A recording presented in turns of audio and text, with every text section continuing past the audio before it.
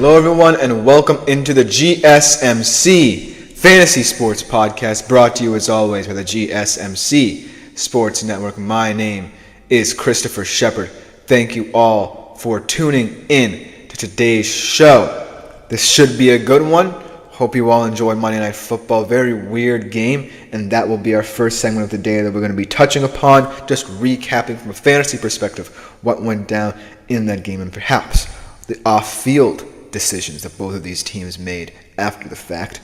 We'll be looking a little bit around the waiver wire for all those people still trying to figure out how to configure their lineups. Maybe turning to the waiver wire and getting some advice from me will help you in that department. I'm going to continue my positional rankings, my running backs and wide receivers, and we'll conclude today's show with our weekly shadow report, my key wide receiver cornerback matchups that I believe will define the fantasy football weekend. But without further ado, before we get into today's show, I do want to remind you that if you like this kind of content or any short content that we put out for you, consider liking, following, and subscribing to the show and the network to keep up to date with all our different shows around the network. It's greatly appreciated by all. But if you want to contribute and interact to shows, especially mine, more directly, consider making yourselves available to the Super Chats, Super Thanks, and Super Stickers features here on YouTube. They're a great way, like I said, to interact with the show more directly. You can either press the $sign that appears on your screen on YouTube to leave a tip or donation, or also just leave a comment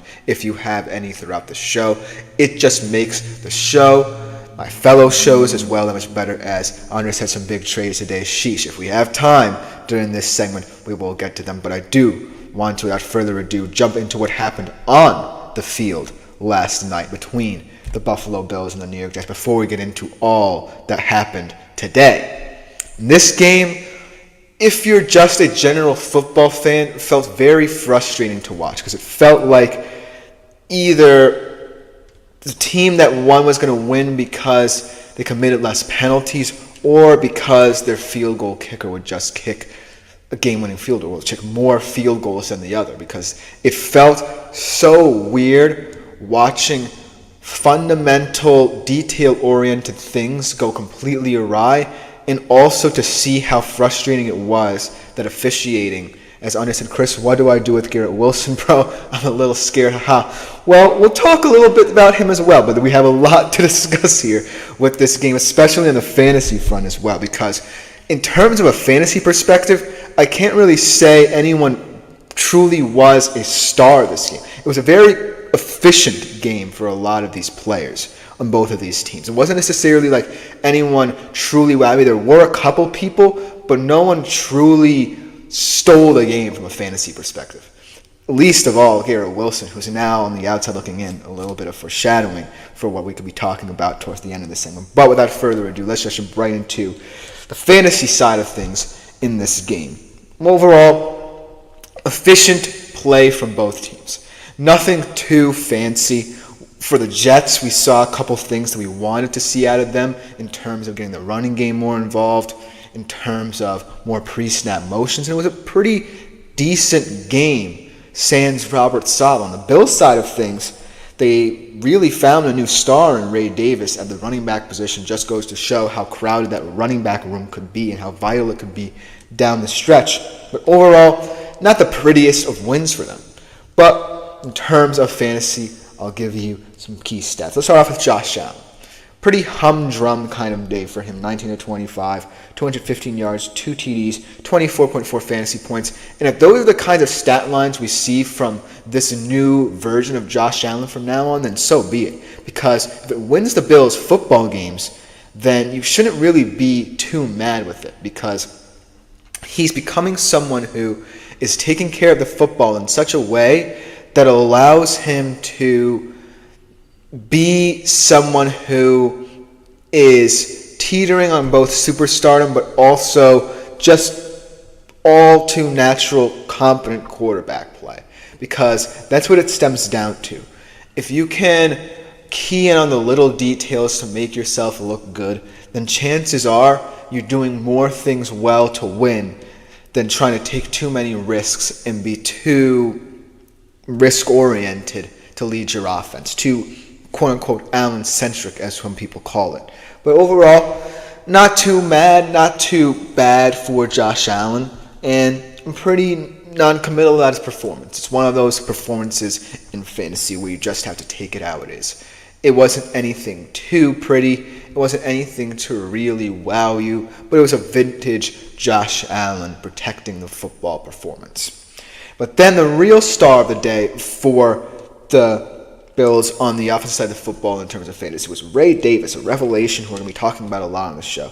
20 carries, 97 yards, 3 receptions, 55 yards, 18.2 fantasy points.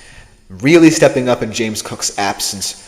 Really impressed by him and what he can do for this Bills offense. Should you know, injuries along that backfield factor into what the Bills can and can't do. So the fact that Ray Davis emerged as a potential option behind James Cook is huge for what the Bills want to do offensively.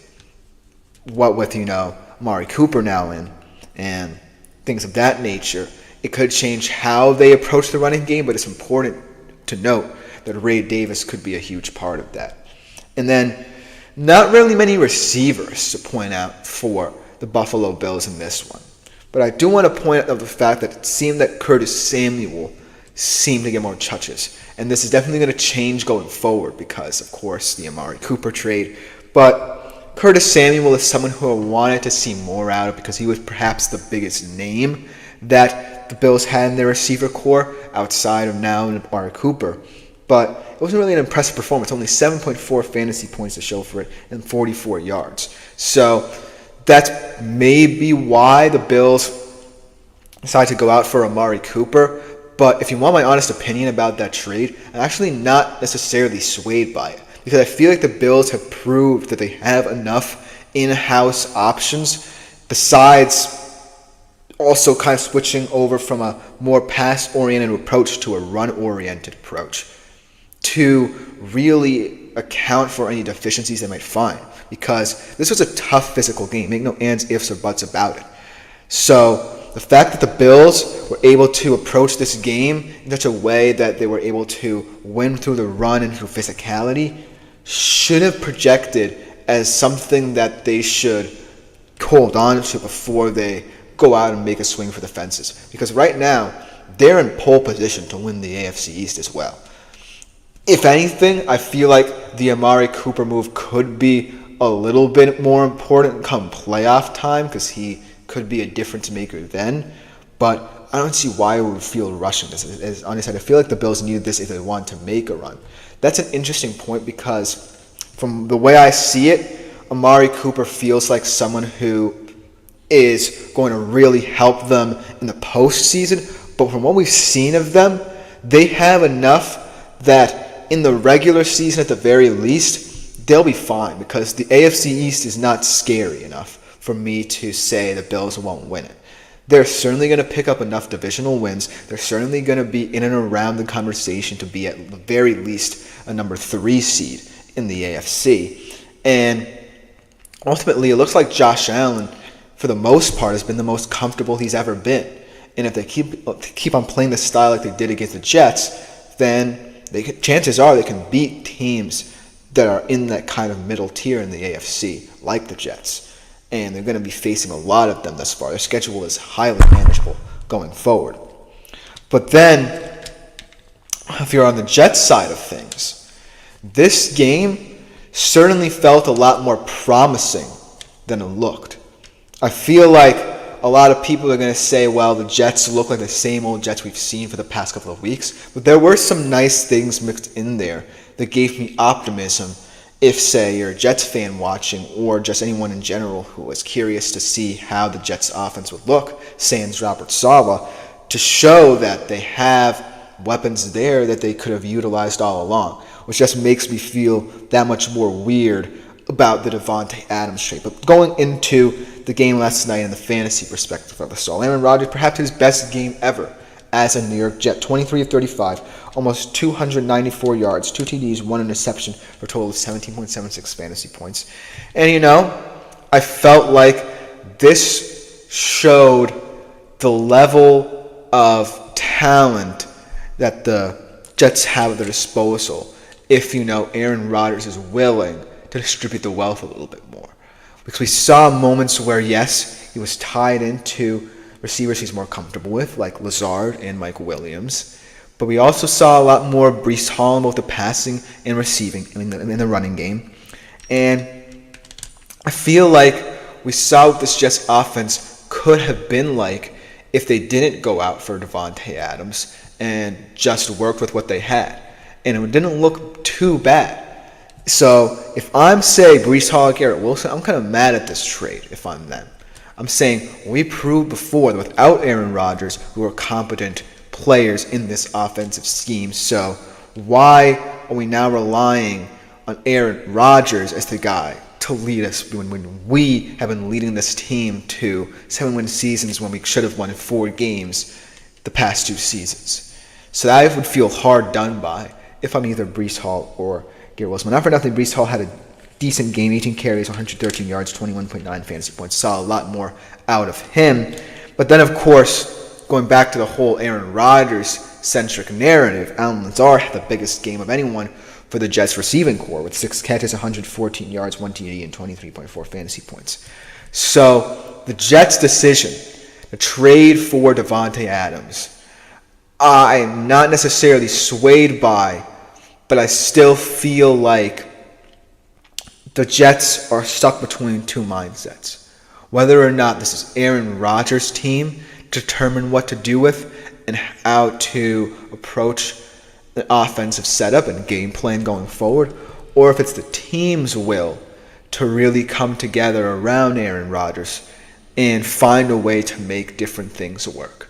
Because if that's the case, then I would have felt much more comfortable with Davante Adams' case. But this feels a little bit too desperate for an offensive performance that proved that you have the pieces there without a big signing at the receiver position to stay afloat at the very least in the AFC East and the AFC playoff race. It's not for nothing. You still very much are in the thick of the AFC playoff race of the Jets. At 2-4, you shouldn't be too scared. So I personally, if I were the Jets GM, would not have gone out and gotten Davante Adams. But I understand if, they are going along the path of we want this to be Aaron Rodgers' team. But if it's not, then this performance and the positive things we gleaned from it was all for naught then. Because you can't not be frustrated if you're a Garrett Wilson or Breece Hall with this trade when you've been a stalwart of this team for the past couple of years. So in terms of both of these trades off the field, I don't know how much they're going to impact both of these teams, but I certainly feel like both of these teams had enough to do without these trades, and these moves seem a little bit too premature for what we know about these teams and what we've seen from them thus far. But that's just my opinion. Let me know what you think in the comments because it's a very interesting situation. Let me know what you think about the game as well if you so choose. But when we come back on the other side, I'm going to talk a little bit more about some hidden gems out there in the waiver wire. Very interesting week in terms of who could be out there for you in that regard. So we'll be right back after this short break to talk about that. Don't go anywhere. I feel like I'm losing my mind. Is everybody in the world blind? Please, Lord, give me a sign, a sign. I feel like I'm losing my mind. Is everybody in the world blind? Please, Lord, give me a sign, a sign. I wanna be the greatest. Everybody on the fake shit. I look around and feel like everybody is the fakest. I make this every day and I'm impatient, hoping one day I blow up from the basement. Statement, the top is so vacant. I don't hear shit that I think is amazing. Waiting for my day when I'm playing sold out shows for 1,000 faces. Hey, give me that crown, get in my way and to be put down. It ain't your place, all this my town. If I want that shit, then I'll get it right now. I'm losing it, the noose it fits. I'm losing shit, a stupid myth. You choose to live or choose to dip. You choose to fight or lose your grip and lose a gift. I feel like I'm losing my mind. Is everybody in the world blind? Please, Lord, give me a sign, a sign. I feel like I'm losing my mind. Is everybody in the world blind? Hello, everyone, and welcome back into the GSMC Fantasy Sports Podcast, brought to you as always by the GSMC Sports Network. Before we get into our second segment of this day here on the show, I do want to remind you yet again that if you want to interact with the show more directly, consider leaving a tip or donation through the $ on your screen on YouTube, or just leaving a question, comment, or concern you might have throughout the show about any topic I bring up. I would love to hear your opinion on it. It's a great way to help the show expand.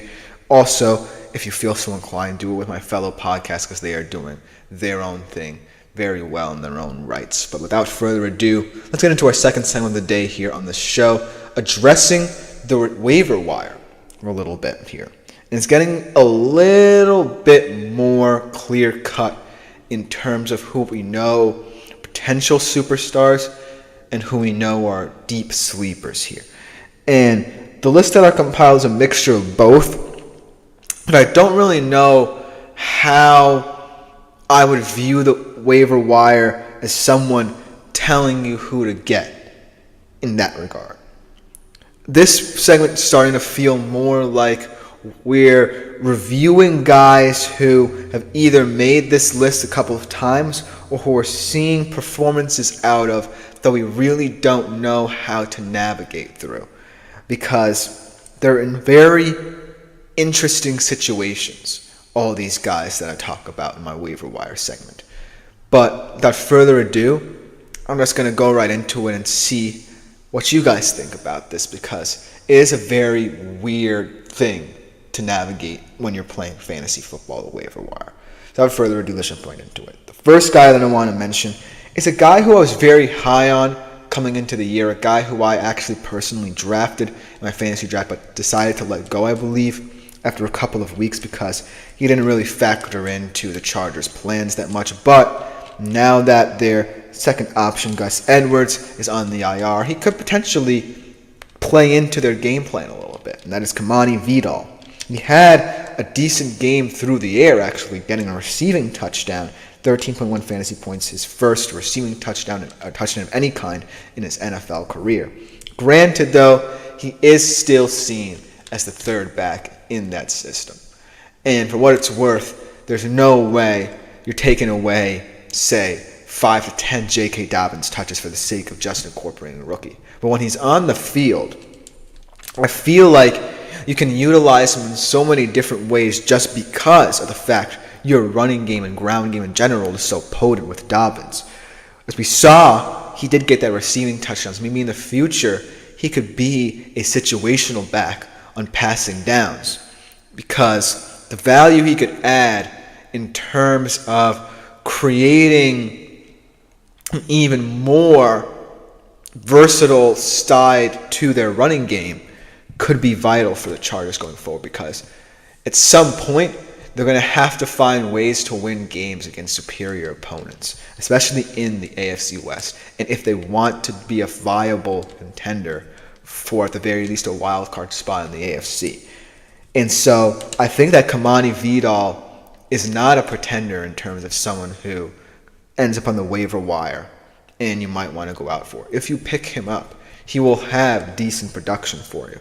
It's just a matter of when the Chargers are facing teams that they need him for, rather than just week in, week out consistent production, and also factoring in the fact that Gus Edwards will eventually come back and he could be a bigger part of situational downs for the Chargers offense. So Kamani Vidal is just someone who I wanted to mention as a guy who I think could potentially be viable. We still have to wait and see based off his other performances. And then going over to the quarterback position, I kind of want to analyze more than out and out say these guys are some people who you might want to pick up in the waiver wire. These are two rookie quarterbacks making their respective debuts for their teams. Very similar performances, actually. Drastically similar performances. And I feel like I don't know how to take stock from them just because one of them's not going to play for that much longer and the other is in a situation where we don't necessarily know how he's going to look week in, week out. So we'll start off with the first of the two, Spencer Rattler. He's a guy who, coming in as a replacement for Derek Carr because of the injury, and not for nothing, looked kind of decent for what it's worth. He was a guy who was actually seen as a first-round prospect early in his college career because of all the transfers, going from Oklahoma to South Carolina, and now here with the Saints, kind of as the backup and now being thrust into action. He never really got a long look at by, NFL fans or fans who follow these kids from their college careers. But he did have an interesting debut, 243 yards total, 1 TD, 2 interceptions, 12.42. And I feel that the reason why I feel that he's either going to be a player who's more than serviceable as a backup or a guy who is going to find it very difficult to keep the Saints in contention in the NFC South is because I don't really know what to think about how the Saints offense can account for their offensive weapons, because either they're hot or they're cold. And right now they're too in between for me to really rely upon someone stepping up instead of just relying on Spencer Rattler full time. There is one guy we're going to mention later in this segment that I'm kind of excited about, but in terms of excitement surrounding Spencer Rattler and his fantasy value, I don't think there'll be too much there unless you're in a deeper league and you might want to take a swing on him. But he is someone who warrants a look at just because he's getting a lot of valuable reps in the Saints offense and potentially could project to be the QB of the future for the Saints if he ends up actually over-exceeding expectations. But let's push to the next guy, Drake May. Very similar performance for New England in a game that everyone knew he was going to be overmatched in, whereas with, the Saints, it was a divisional game, so maybe people actually expected this to be closer, but it didn't end up being close. But I think Drake May had a game that you expect out of him as a guy coming in his first start, playing in that situation. He had a decent game, 243 yards, 3 touchdowns, 2 interceptions, 19.52 fantasy points. So overall, a more comprehensive performance than Rattler's. But what I like about Drake May is that he actually has a more immediate chance to prove himself to his organization. I feel that with Spencer Rattler, it's going to take a little while for people to come around to the fact he might potentially be the Saints quarterback of the future, whereas we know Drake May is going to be the guy in New England. So even though he's kind of being thrown into the fire, he's developing a rapport with his teammates, he's developing a trust in them, and most importantly, he's actually getting first-team reps in critical situations. Now, a lot of people are saying maybe it's too soon to determine that, but I feel like there's no better way to do that than just have him get actual game experience. Because if he just sat for the entirety of the season, chances are next season he would have looked like a deer in headlights no matter who's out there, even if his offensive line was a top 5 unit instead of what it is. So I kind of feel like developing this relationship with his offense, developing a trust with his coaches, leads me to believe that Drake May, potentially in a dynasty league, potentially a couple years down the road, will be a valuable fantasy asset. So these are two guys who I'm kind of leaning more towards future look-ats rather than immediate waiver wire additions. But it does add a kind of certain flair to this segment that wasn't there before, because these are two guys who we're going to be closely examining for years to come. Then let's get to some other guys who kind of don't deserve to be on this list based off their name and what we've seen of them before, but some newbies here as well. Start off the guy who has been around a little bit in fantasy, Romeo Doubs. 3 catches, 49 yards, 2 touchdowns, 19.9 fantasy points for the Green Bay Packers in that game against Arizona. And for what it's worth, I feel that Romeo Doubs, yes, has had a kind of weird start to the season with his suspension and the tension surrounding him. But in this package receiver room, if injuries continue to be a concern, and Jordan Love is just looking to find the receiver who gets open most often, rather than just, trying to develop a wide receiver one, then why not have Romeo Doubs to be someone who is a little bit of everything? He can pretend to be a wide receiver one. He can also project to be someone who's a decoy. As Coda enters the chat, as he asks a question about a dynasty league, would you trade the 3rd overall pick for Jahmyr Gibbs in a dynasty league? Now, actually, Coda, I don't necessarily know if I'm that well equipped to answer this question because I'm not familiar with dynasty league trading. But in terms of just seeing this as, say, a GM trade, I feel like in a dynasty league where you value longevity, I feel like this would be an interesting trade to look into. I don't know how much value picks have in dynasty leagues, but I feel like if you're trying to predict how long a player will succeed in the offense, then Jahmyr Gibbs is someone who's a perfect example. Because think about it. He's in a Detroit Lions offense that for the most part won't change over the next couple of years. He is interchangeable with David Montgomery in terms of how they both fit into the run game for the Lions. Most importantly, he adds a lot of value to them as a receiving back. So if you feel like in the future Jahmyr Gibbs' values and assets to the Detroit Lions adds up to someone worthy of being on your dynasty league for a long time, then by all means, I would go for it. But seeing as to how I'm not as familiar with the whole draft format for a dynasty league, I'm not necessarily certain of how much value a 3rd overall pick could be in helping your team as well. But I feel like Jahmyr Gibbs is a perfect example of someone who could project in the next 5 to 10 years to be someone whose value only grows in the Detroit Lions offense. So it's an interesting proposition. Thank you for it, because it really opened my mind. As just think about rookies next year, because he has a 3rd pick for one of them, lots of value. That's a good point. I feel like, though, this rookie class this year is one where it's going to take a lot of time to really see their value. Because think about all the situations where you feel like either a first-round quarterback or, say, a wide receiver will get into. If we look at all the teams that need a quarterback, they're teams that might want them to sit a year or two.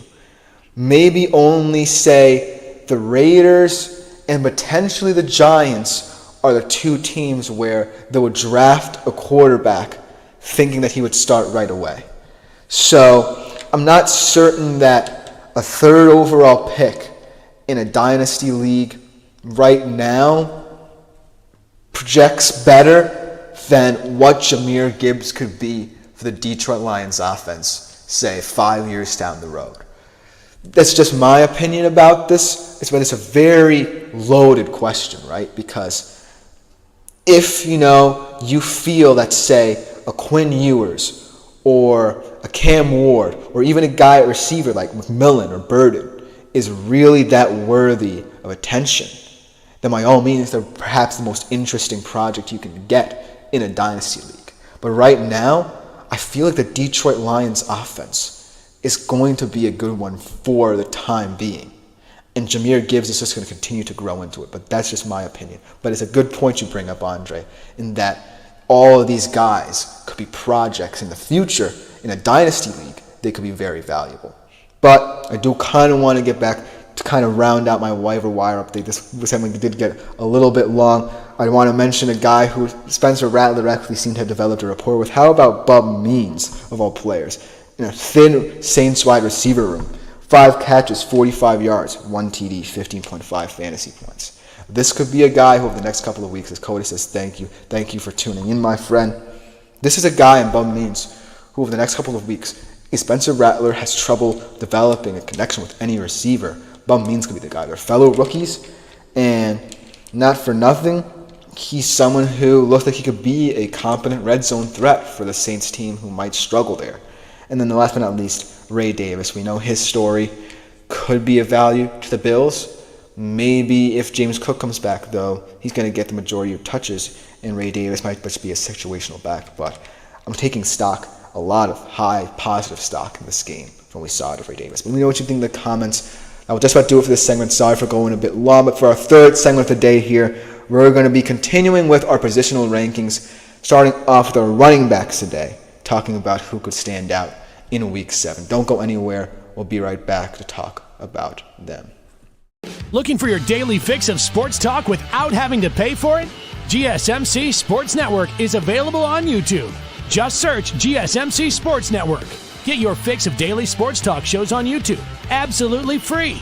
NFL, college football, NBA, MLB, MMA, UFC, fantasy football, and so much more.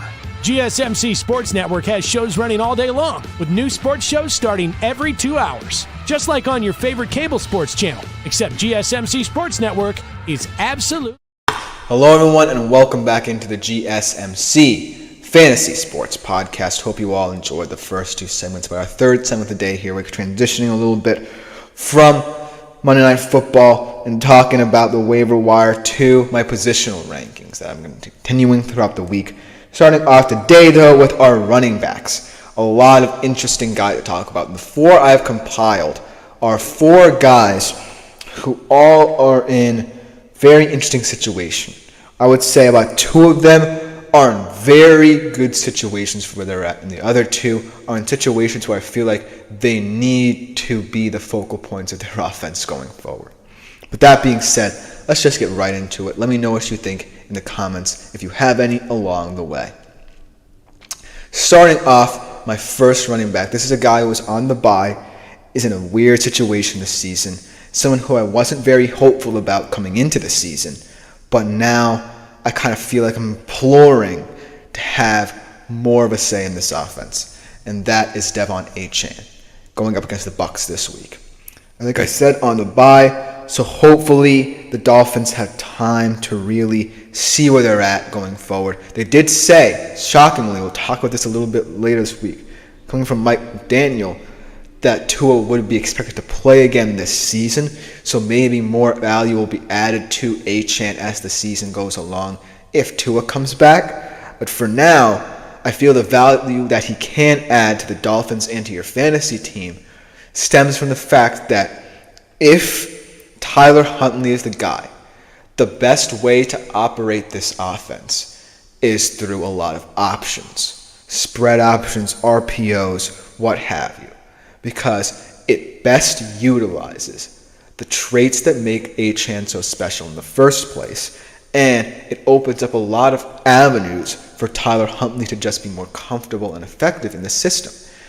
If teams are keyed in on an option offense, then Tyler Huntley will have easy completions and more opportunities for yards after the catch from Tyreek Hill and Jalen Waddle. The Devon Achane being an important fantasy asset for the Miami Dolphins opens up a lot of avenues for other Miami Dolphins like we expected at the start of the season.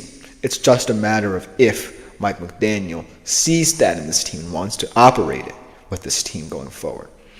And I think, actually, this is against the Colts this game. I don't know why I put the Bucs. I'm sorry about the confusion. But this feels like the game they can utilize it. The Colts are just a very weird team we don't know much about, but we do know that their defense is very humdrum middle of the pack, and especially terrible in the run department. So if you want to get a little bit crafty, Mike McDaniel, now is the time, because Devon Achane is too valuable an asset. I know I'm kind of going back on what I said at the start of the year to just let fall by the wayside, especially to fantasy football managers everywhere who thought he was going to have a breakout second season as well.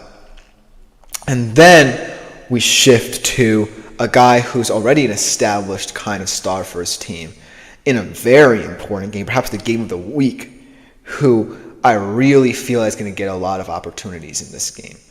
Josh Jacobs and the Texans had 12 fantasy points against Arizona. Certainly not a game where he held much weight because it was Arizona, and no matter how they looked on offense, I would have expected the Green Bay Packers to win that game handily. But going with the Texans, this is a different animal.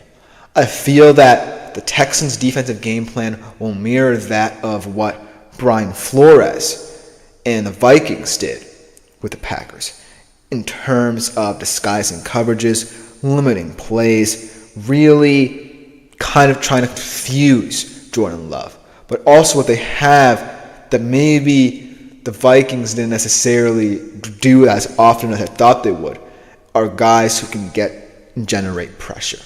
And Will Anderson Jr. and Danielle Hunter, you best believe, are going to try and get Jordan Love on the ground. So I feel like there's going to be a lot of healthy touches for Josh Jacobs in this game as a result. And not for nothing, I feel like it's the best path forward for the Packers in this game. Really slowing it down and keeping the explosive nature of the Texans' offense off the field. Because even though that offense has troubles throughout the season, the Texans, they are liable to get going at any given time. And we saw it this week where they just hammered New England. And going into this game, it's definitely going to be a bit of a war of attrition if it gets to that point. So look for Josh Jacobs to be utilized as often as possible to kind of really make their stamp on this game, Green Bay. But that's just my opinion. Let me know what you think in the comments, because this game could be a shootout. And I want it to be because it is the most exciting game on the weekend slate. But I'm just saying that Josh Jacobs could add a lot of value and be the difference maker in this one for the Green Bay Packers. Then the third guy that I'm going to talk about also had actually not a bye week, was actually out this week, but is expected to return this week against the Jags, Ramondre Stevenson. And not for nothing, if he doesn't play and if he does play, it makes a huge difference for how the Patriots can build around Drake May in this schedule, in this slate. Because when Ramondre Stevenson is in the backfield, you know that the Patriots at least have a security blanket where they feel that if Drake May is ever in trouble, they can rely upon Ramondre Stevenson to bail them out. And it's going to be highly contingent on how he looks coming off of this injury that he's sustained. But against the Jags defense, you know we're going to get a lot of opportunities to put points on the board. And it's just going to be a matter of settling Drake May in. And as a result, Ramondre Stevenson, very early in the game, could be getting a lot of touches. And not for nothing, even if the Patriots lose this game, I feel like this will be the best way against a very bad defense to see what the Patriots can do with Drake May.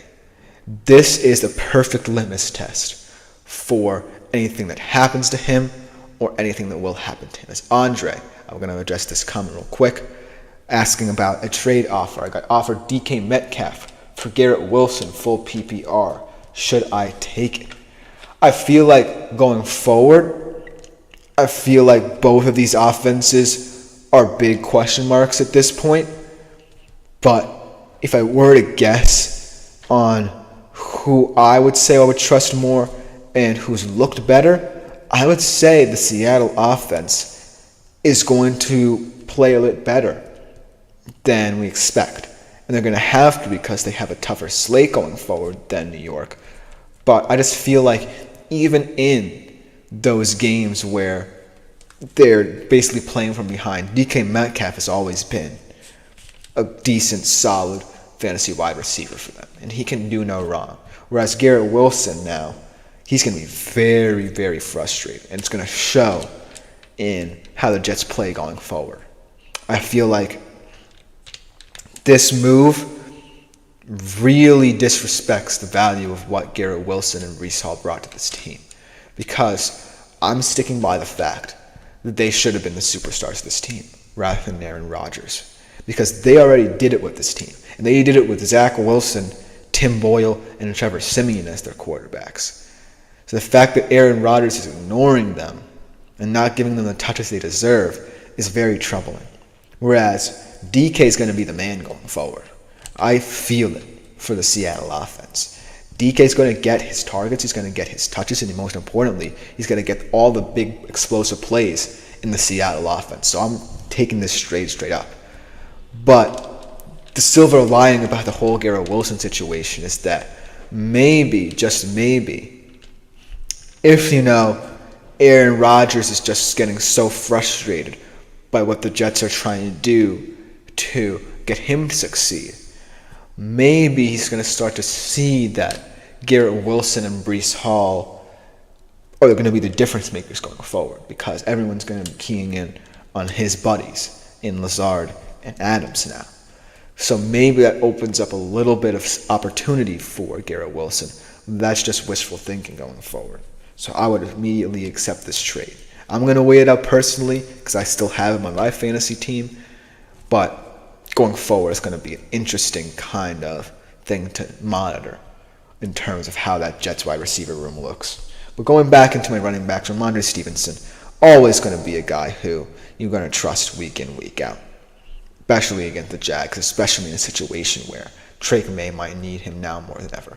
The last guy that I want to touch on before we go to a quick break is a guy who's in a very surprisingly established running back room in Washington, and that is Brian Robinson Jr. Also did not play, expected to return this week against the Panthers. But this one I feel the most kind of apprehensive about going forward if I'm setting my lineup, because this is a running back room. I don't know why I'm thinking wide receiver room, even though the Washington wide receiver room with Terry McLaurin is looking pretty scary, to say the least there. But this running back room is just so versatile.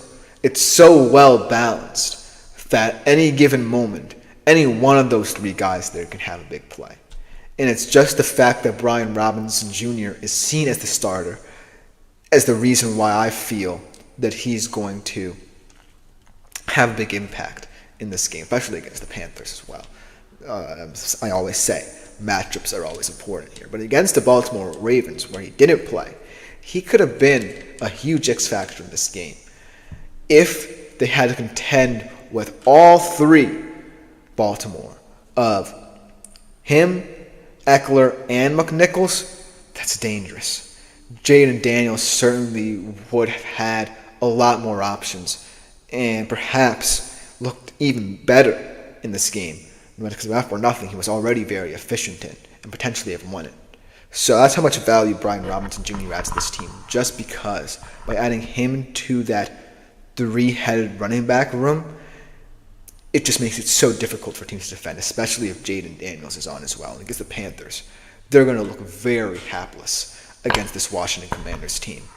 And I feel like with Brian Robinson Jr. back in the field, hopefully, we're going to see a lot of different looks from this offense. Whether Jaden Daniels keeps the ball, whether or not we're going to see Austin Eckler a little bit more in the open field, how the backs factor into the receiving game, we're going to see a complete and utter beatdown. I could look stupid saying that, but this Commanders offense, man, we truly underestimated the value of them, and Brian Robinson was a huge part of that. Let me know what you think in the comments about my running backs list. It's just my opinion based off the matchups that I saw before even Week 6's games were played. But let me know what you think in the comments. Coming up on the other side, transitioning over to my wide receiver positional rankings for this week. We'll be right back after this short break, so don't go anywhere.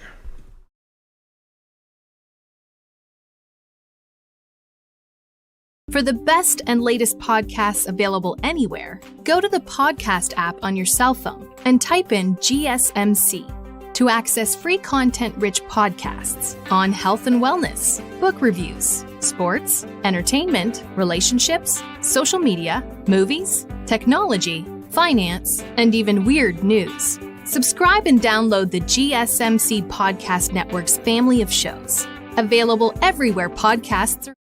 Hello, everyone, and welcome back in to the GSMC Fantasy Sports Podcast. We're our fourth segment of the day here. We're continuing with the narrative positional rankings, continuing with the wide receiver position, a position that has seen a lot of volatility throughout the season. A lot of frustration for several fantasy football managers here in my chat, Andre included, trying to figure out and juggle the wide receiver position.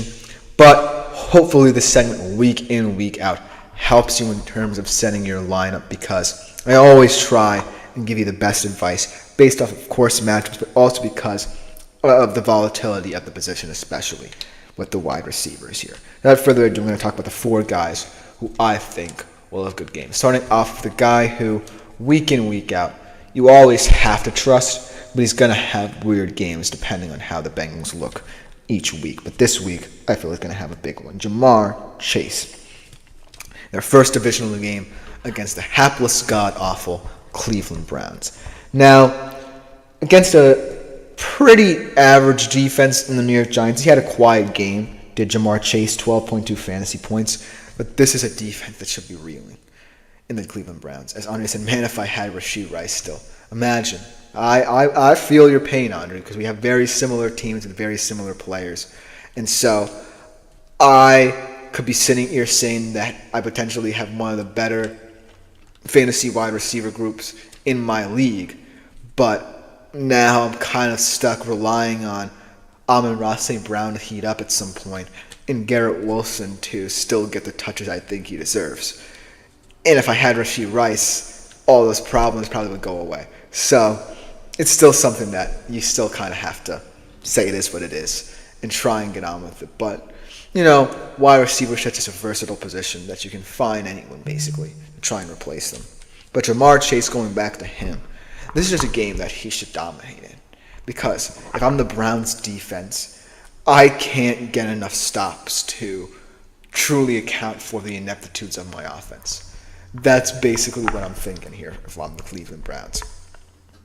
And not for nothing, I feel like the Browns defense as a whole has lost its luster a little bit. They still have the star players, but they don't necessarily have the edge they had last year. Maybe it's because of the offense, but it certainly feels like there's something deeper going on with the Browns on both sides of the football that's kind of limiting what they're doing. And not for nothing, it's truly affecting what I think of this team. If the defense was the number 1 unit in the league and the offense was inept. Because at least if one of their units was top tier as perhaps number 1 in the entire league, then perhaps it would be more forgiving of the other unit. But since both of them, one is god-awful and the other is just about league average, then I really can't forgive what the Cleveland Browns are. If they can't accept themselves, then I don't really know what they're like going forward. So expect Jamar Chase to have a big game here. Really, it's all going to depend on the Bengals' game plan here, because we've seen that they can win ugly now, as they did against the Giants on Monday. But going forward, Jamar Chase is just someone who, if you're a fantasy football manager, and if you have him in your lineup, you're saying, okay, I feel like the Bengals offense is going to do pretty well given the circumstances of what they are. And Jamar Chase is still a top receiver. Someone that's going to put him and pencil him in every single week. But just because of this specific matchup, I'm saying that he should have even bigger numbers than we could have ever expected from him, because, yet again, it is the Browns here. But then the next guy I want to talk about, kind of touched upon a little bit with the whole Washington situation. Terry McLaurin also going with the Panthers. Held his own, actually, in that Baltimore game with 23.3 fantasy points. But I feel like the thing about Terry McLaurin that people don't understand is that as the wide receiver 1 in Washington, he wears a lot of different hats. Because in this system, yes, it's a college-style system meant to get the ball downfield, but it also relies a lot upon the decision-making of Jaden Daniels. So all the things we've seen with the rapport built between Jaden Daniels and Terry McLaurin is really the result of these two players playing it by ear. It's all trust. And in games such as this, against a very easy opponent, that's going to be very clear and apparent to people now. Against the Baltimore Ravens, it may not have been as crystal clear because it was still a tough physical game, and they were up against it. But against this game against the Panthers, I feel like it's going to be made clear that this relationship that Daniels and McLaurin is building is special, because both of these guys are really doing this on their own, really figuring each other out on their own, most importantly, leading their team to victories. And against an easy schedule, that's what you need to do. That's what you need to do. You need to go in there, beat up on opponents, and get the win. Keep yourselves in control of this race. Because that's how I see the Washington Commanders now. If they can keep control, do their job, and in this divisional games, at least split them or win the majority of them, they're true contenders in the NFC. And Terry McLaurin is a big reason why. Then the next guy I want to talk about, the third guy here that I want to talk about in a very important game that we talked about a little bit on the other side of things. Stephon Diggs for the Packers. 19.7 points against New England. Really kind of stepped up as the wide receiver one in Nico Collins' absence. Going to have to do it again. Going to have to do it for a very least 4 consecutive weeks as Nico Collins sits out on the IR. But in this game especially, I think about the Texans' offensive game plan is going to look like. I feel like the Packers' defense, especially in their secondary, they're paper tigers in that they kind of cover up their coverage skills with the fact they're really good at taking the football away. Not to say that it's an indictment of Jair Alexander and Xavier McKinney, but I still feel like you can exploit this Packers secondary a little bit. And not for nothing, their front hasn't been as scary as I expected it to be. So if you feel like you can attack them, and you attack them from the word go, then I feel like CJ Stroud could have a field day here, could turn this into a shootout, could play this game to the Texans' advantage. And so Stephon Diggs is going to have to be just as good at the start of this game, because when you establish that connection and you get going and you put points on the board, it puts a lot of pressure on this defense. So if Stephon Diggs, I don't know why I said Wiggs, kind of wins this matchup early on, then it could be a long day for the Packers defense. And a defense that I feel like has been covering up a lot of its issues certainly is going to have a lot of glaring questions answered about them in this matchup. Should Stephon Diggs kind of grab it by the horns here? But that's just my opinion, because we all know how volatile Stephon Diggs can be week in, week out. And if this game doesn't go well for the Texans, if they fall behind perhaps, then we'll certainly see the true side of this Texans offense, sans Nico Collins. But I still think he's going to be a major factor, whether it's positively or negatively. As Andre said, taking all CJ Stroud overs, I would agree. And as a Packers fan, I agree with you even more, because, talking about your Packers, then you would know that I might be right in this regard, Andre, as Dallas should have a great game too. I agreed there too. But Will Casper is back in the chat as well. Before we go to a quick break, actually, I do want to bring up one more receiver before we go to a quick break, but I will address Will's comment here. What's up? I have a lot of receivers and good running backs. So I trade Mike Evans, Ayuk, and Chubb for CeeDee Lamb. I'm 5-1. I don't really need those guys. I could also do Amon-Ra and Chubb for CD. As Andre said, 5-1, bro. You chilling, man. I would agree. Listen, and as Andre says, that's too much for CD, in my opinion. I completely agree.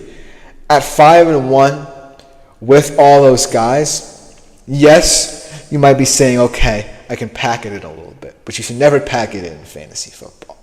I mean, CeeDee Lamb's a special receiver talent, don't get me wrong, but he's not special enough to give out that many players for him. The Amon-Ra Chubb trade I could see, but I feel like this depth is going to be so important when you reach the playoffs in fantasy. Because in the playoffs in fantasy, you don't know how many injuries will have been sustained by your players over a single season. So you always have to account for, how that's going to work out in the future when you really want to win your league. If you trade away a lot of value here, like guys like Evans and Ayuk, who in the future could really help you come playoff time, then it will look really silly if you just said, okay, I'm packing it in because I have a good record. I feel like I'm going to make the playoffs. I feel like I'm in a position where I can start to offload guys. So I definitely wouldn't have, as Will Casper says, I still have Jaden Reed and Tank Dell. But then again, I still don't think that's enough, as Will Casper says, and Cup. See, I feel like all your receivers have value. But if you offload all of these guys and only have Reed, Dell, and Cup, it's not the best receiving corps if you actually want to win your league. If you just want to have a good record, then by all means, offload them. What I'm saying here is all of this depth will matter come fantasy playoff time. And if you know, I feel like in the future, when you have already clinched a playoff spot, you just want to offload dead weight, then that's the time. But not in the middle of the season when you're building momentum. And you know you can outplay these guys, and you know you have the depth to do it. And you know we have the depth to tinker with your lineups week in, week out. So that's why I feel like this matchup or this trade, rather, is one that I wouldn't be willing to take, as Andre also kind of agrees with my sentiment by saying your team's insane. So don't give up a good thing just for the sake of packing it in a little bit, because that could hurt you in the future down the line. But I do want to bring up one more receiver here in my fantasy rankings with Mike Evans against the Ravens. Only 5.4 fantasy points, as I thank you, Will, for your comment. We're going back to Mike Evans here. I think he's going to have a decent game. I think that this Bucs-Ravens game is going to be the shootout of the week, flex to Monday Night Football, and not for nothing, the Bucs will prove that at the very least they can contend as thanks man, 10 man, a great start. I feel like that's a perfect example of why you need the depth, man. But thank you to you as well for your comment. But quickly to round this segment before we take a quick break here, Mike Evans is just someone who I really think adds a lot of value to this team. And if that the report is saying, especially with Nico out, Dell's value is super high, I agree as well. Tank Dell will have a big game. And we'll talk about this a little bit in our next segment, my shadow report. But overall, just wanted to give you these four guys as my receivers for this week. But coming up on the other side, I'm going to be talking about my weekly shadow report and some of the wide receiver cornerback matchups you might want to look out for in terms of picking your fantasy roster. So we'll be right back after this short break.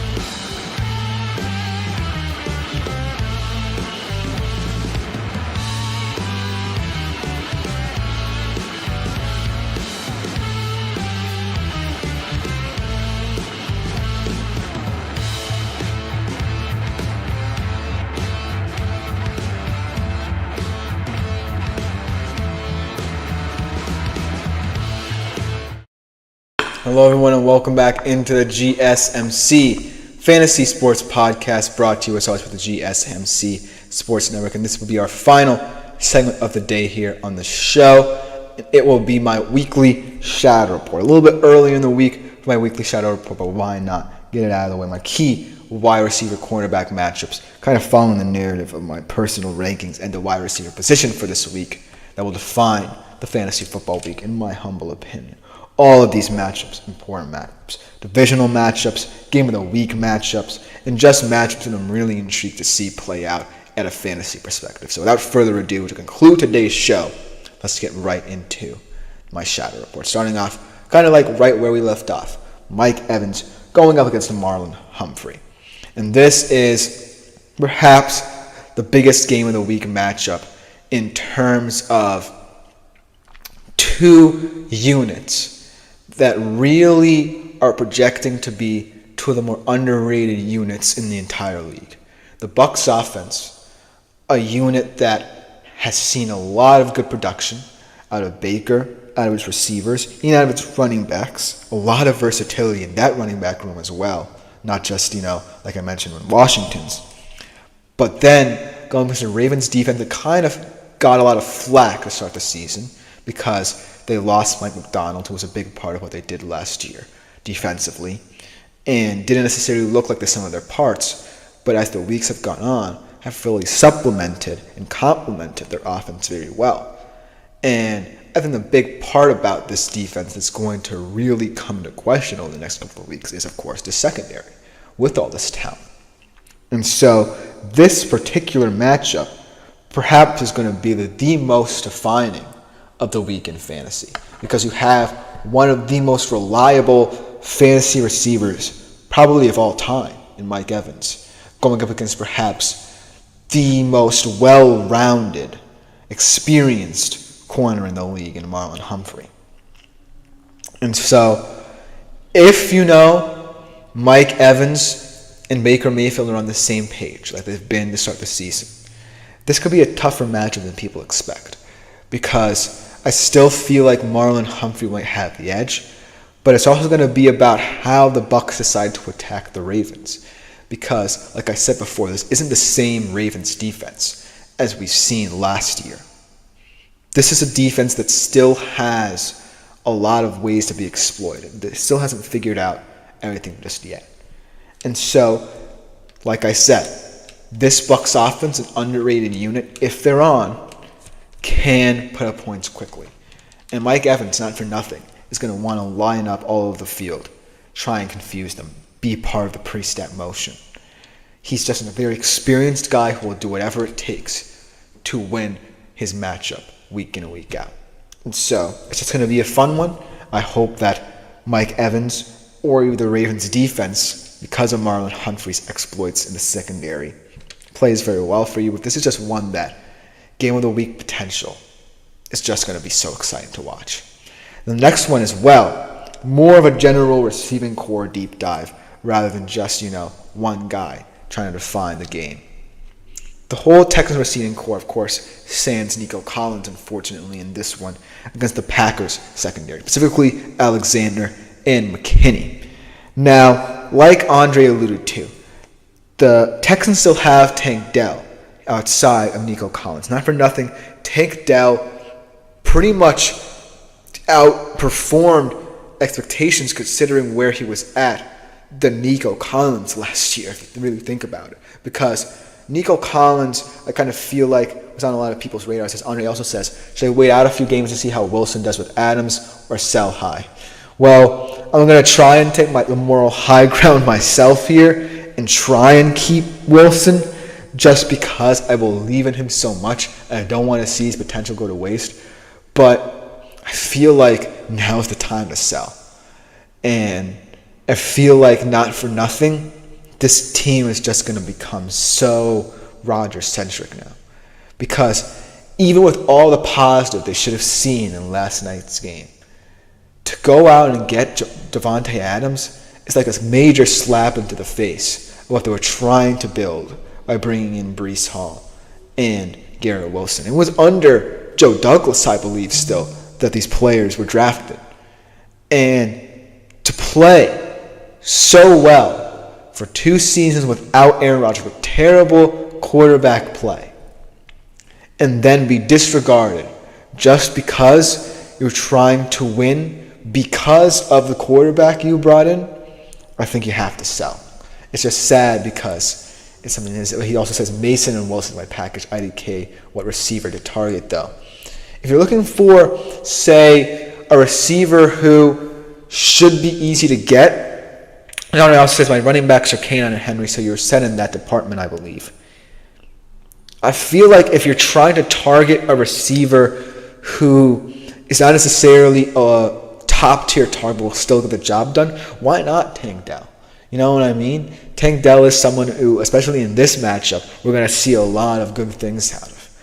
And I feel like if you have a package where the person receiving it feels like they're getting a lot of value out of it as well, then by all means, this could be a package that works.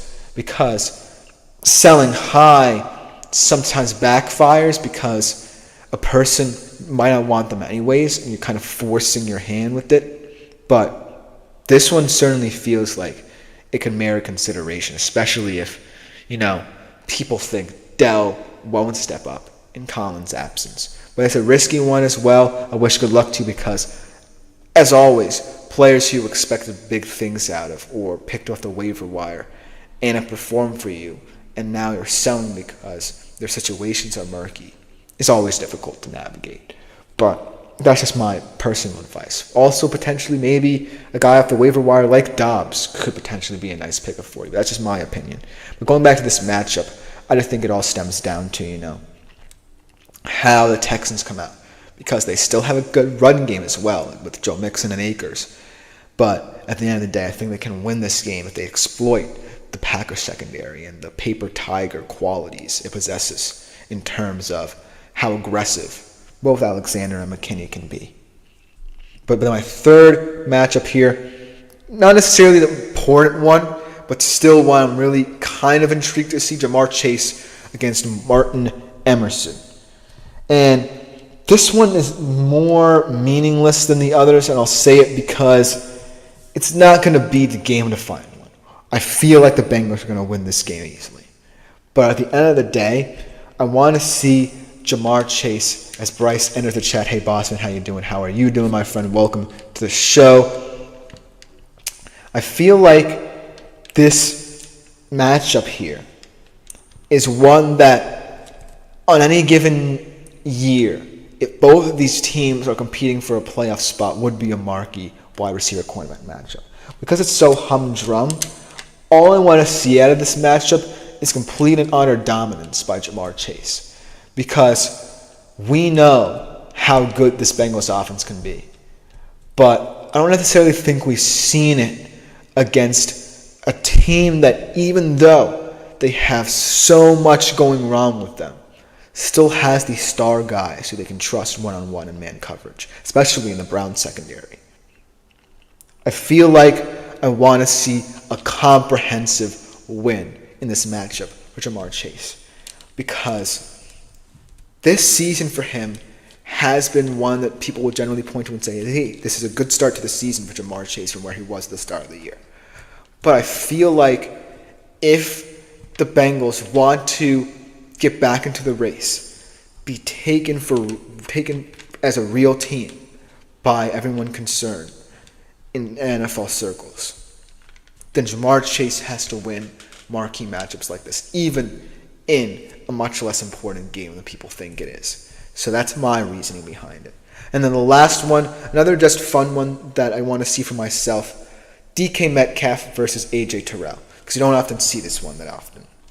I feel like this game as well is going to be, as understood, AJ Brown owner wants Olave and Wilson. Ooh, that's an interesting one too, because Olave is someone who you might be thinking about as a sell-high candidate as well with that concussion. I mean, man, you have so many interesting receivers to target, really. And I feel like any way you slice it, if you look at the waiver wire or a trade, you can't go wrong. Because you never know who someone's going to drop in terms of whether they think that the player that they want to sell high is not going to produce anymore. But also, if you know people are going to want to reach to try and quote-unquote take advantage of a situation where it's a little bit murky, like the Wilson situation, like the Olave situation, like now perhaps what Shakir is going through in Buffalo, then you got to go for it. I feel like both of those receivers in Olave and Wilson aren't getting the respect they deserve in their respective offenses, and they won't any way you slice it. Even what with Olave's injury and what with Wilson's tensions, I would go for A.J. Brown. Because at this point, your receiver room and your running back rooms are so stacked. I've seen them many times before. So it's your decision. But going back very briefly before we wrap the show to the DK Metcalf, AJ Terrell, I thank you for your comments, my man Andre. Enjoy your fantasy football exploits. This one is just a fun one that I wanted to monitor because as much as I think the Falcons are going to win this game pretty comprehensively at that, DK is the bright spot for the Seattle Seahawks right now, at least in the receiving game. Because as much as the versatility of the Seahawks offense is going to matter, it's all going to be about the pass. And I feel like DK has been so vital to what this Seattle offense can do with all the deficiencies they have, whether it be on the line or on the run game. So I just think that this matchup could be a really exciting one. As Andre said, it's the JSN day. I feel like that could be the case as well because DK can be used as everyone knows potentially as a decoy, and he also mentions he should have a game. I feel like JSN is someone who I expected more out of, but as the season progresses, could supplant Tyler Lockett. I'm giving him the chance, and he's had a couple decent moments, but I still need to see a little bit more out of him from what the Seahawks offense can offer. But that will just about do it for the show. Thank you all for your lovely comments. Keep on commenting if you want to interact with my show more directly. As Andre says, how the Falcons' run defense, I would say not the best, but it's certainly league average in terms of the ways they can stop Kenneth Walker. So I don't necessarily see it as, a quote-unquote favorable matchup, especially for a still very bad Seattle Seahawks offensive front. But thank you for your comments. Hopefully the whole wide receiver thing works out for you as well. But we do have to end today's show. This has been the GSMC Fantasy Sports Podcast. Like I said, continue making yourselves available to the Super Chats, Super Thanks, and Super Stickers features here on YouTube. Like, follow, and subscribe to the show and the network if you do feel so inclined. But other than that, enjoy the rest of your week as Andre signs out as well. We will be back tomorrow, 3:30 p.m. Eastern, for another great show. I've been Chris Shepard. Thank you all. This has been the GSMC Fantasy Sports Podcast.